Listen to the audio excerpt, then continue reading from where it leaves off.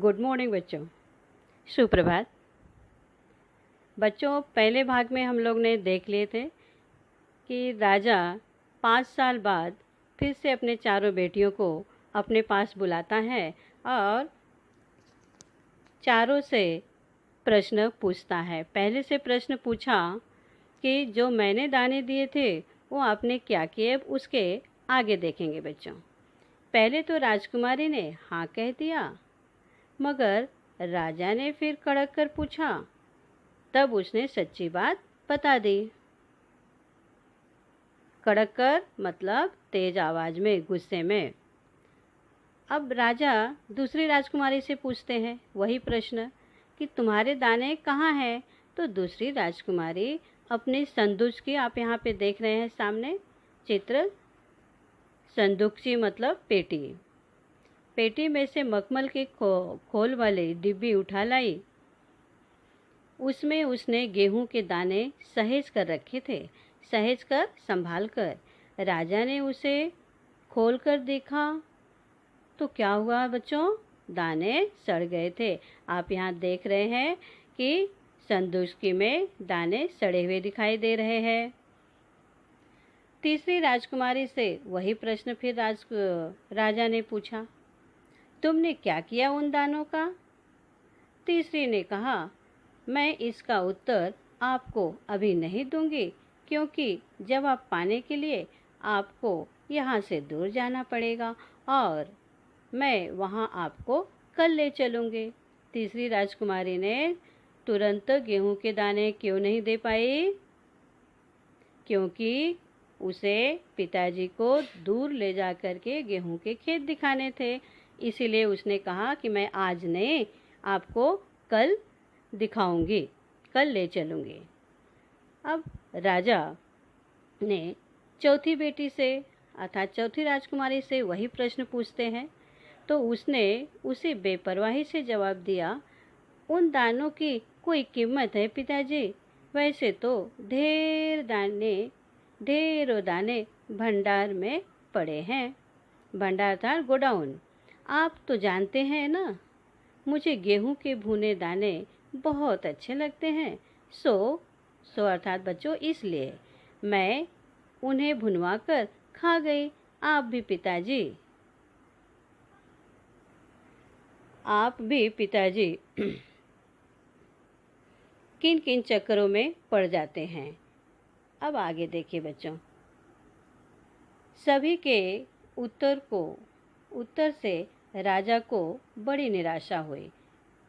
सभी चारों बेटियों के उत्तर से राजा को क्या हुआ बच्चों, बहुत निराशा हुई। परंतु आगे देखिए, चारों में से अब उसे केवल तीसरी बेटी से ही थोड़ी उम्मीद थी, आशा। दूसरे दिन तीसरी राजकुमारी राजा के पास आई।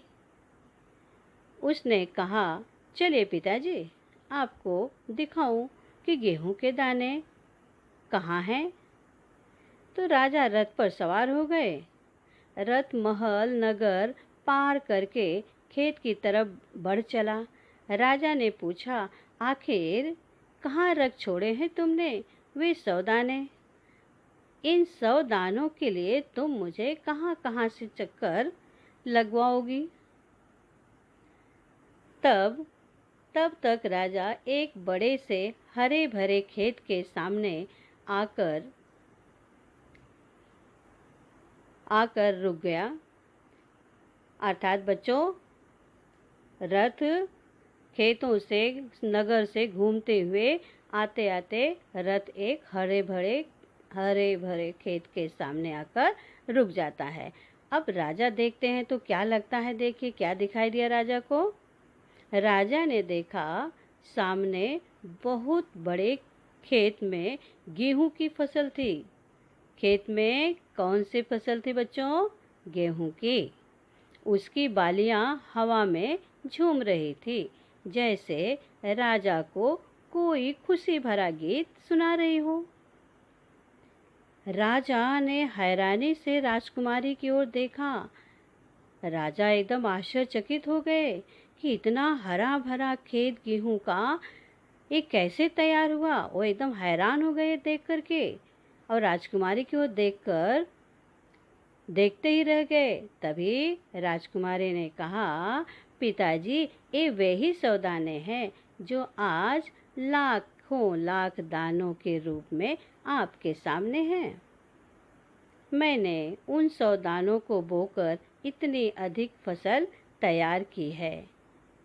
यह देख कर के बच्चों, राजा बहुत आश्चर्यचकित भी होते हैं और बहुत खुश हो जाते हैं अपनी इस तीसरी नंबर बेटी पर, उसकी बुद्धिमत्ता पर।